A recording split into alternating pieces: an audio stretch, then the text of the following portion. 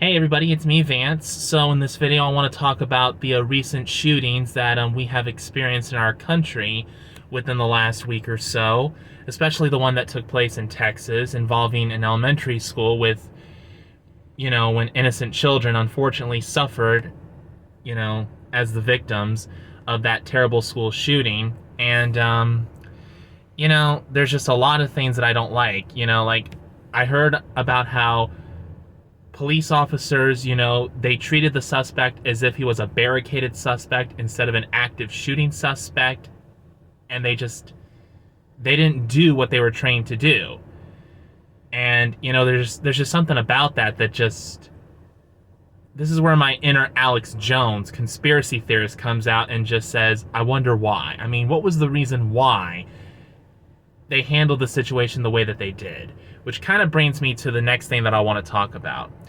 I have to be honest. I hear so much about, all these shootings that take place. And if I sound insensitive, I'm sorry, but it's like, shootings don't really bother me so much because I hear about them all the time. But don't get me wrong. I mean, I'm not insensitive to everything that's taken place, especially those little children that got killed. I mean, one of the few places where children are supposed to be safe is school. And obviously these children weren't safe in school. And it's just like, why was that door unlocked? I think it was a door that was supposed to be for teachers only, and it was left unlocked. Why was it left unlocked? So in between, the door being unlocked and the officers, treating the suspect like a barricaded suspect as opposed to being an active shooting suspect, there's just a lot of things about that just really sets off alarms in my mind and just makes me think, why did everything happen the way that it happened? What was going on? Were people just being lazy? Were people being selfish? Were people just scared? Or was there some other reason? Sorry, I went off. Like I said, all these things that brings out the inner conspiracy theorist in me brings me to what I want to talk about in this video.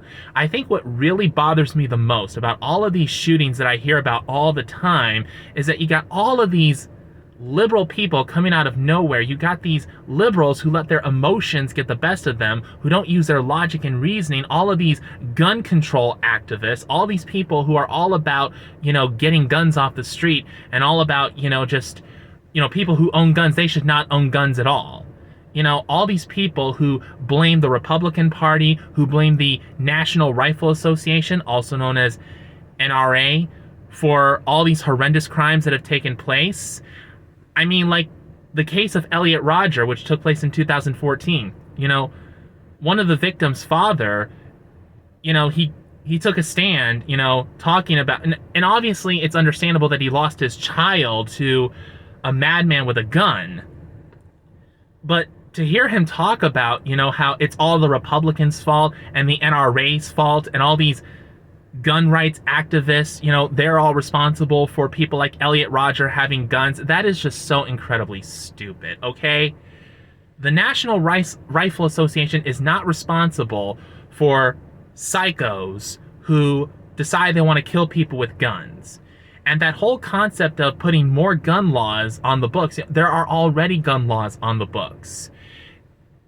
What these people don't seem to understand is that criminals don't obey the laws. They don't. That's why they're called outlaws. Because they act outside of the law. They don't follow the law. They don't follow the rules. If someone is bent on killing an innocent person with a gun, nothing is going to stop this person from doing what he wants to do. He may be hindered by the laws, but one way or another, if someone is bent on killing someone using any weapon that he chooses, nothing is going to stop him. Nothing. So it really doesn't matter how many laws you put on the books. It's not going to make a difference. Criminals don't obey the laws. When you put more laws on the books, all you really do is you just make life more complicated for law-abiding citizens who do everything they can to obey the laws and try and make society a better place, but they can't, and try and live their lives.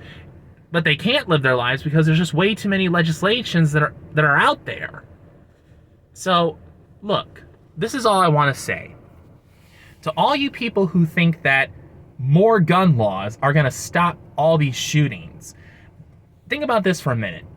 Of all the places in the United States of America that has the strictest gun laws, it's Chicago. And Chicago is one of those cities in the country that always has the highest crime rate. And the reason is because these criminals know that since the citizens of Chicago are not going to have guns because of the strict gun laws in Chicago, they know they've got nobody standing in their way to commit whatever crimes they want to commit, including murder.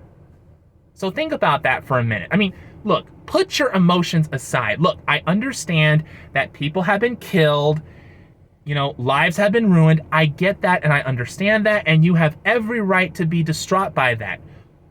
Go ahead and mourn. You need to. Let it all out.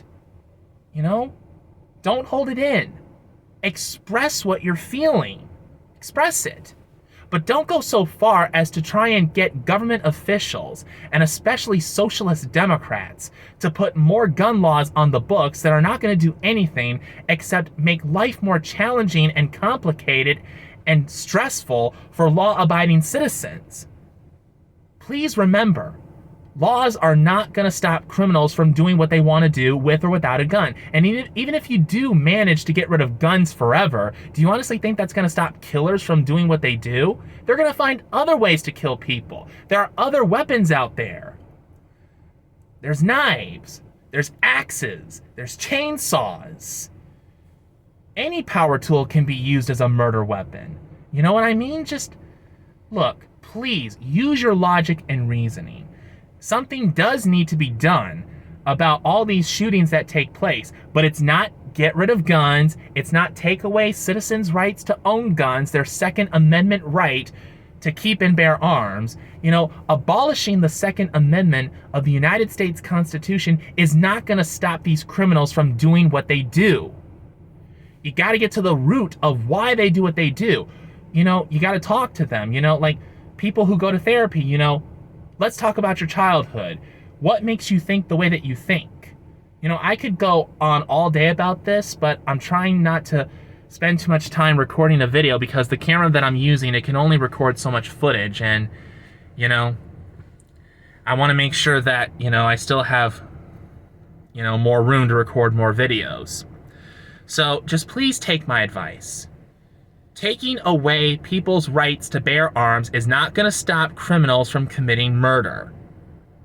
Only getting to the root of why they do what they do and trying to uproot the problem, if you will, that is what's going to stop these shootings. By dealing with the criminal and what made that criminal decide he wanted to commit murder. Family trauma, social problems, mental problems. Just look, adding more gun laws is not going to stop. Adding more gun laws to the books is not going to stop these criminals from committing murder with or without guns. Take that into consideration. Today's Memorial Day. Happy Memorial Day, and on this day, I want to remember my great-grandfather, Ed Quillen, who served in the United States Army during World War I. God bless my great-grandfather and everyone else just like him who heard the call to serve, to defend our country here in America and in foreign lands. God bless you all. You have a special place in our hearts as American citizens, because without your sacrifices, we would not have this beautiful country, which is the land of the free and home of the brave. God bless every single one of you who serves in the United States Armed Forces, and we will always remember those who have unfortunately passed away, whether in the line of duty or they came back home safely, but then eventually the Lord called them back home. All of us, especially my great-grandfather, Ed Quillen. God bless every single one of you for your service. Amen.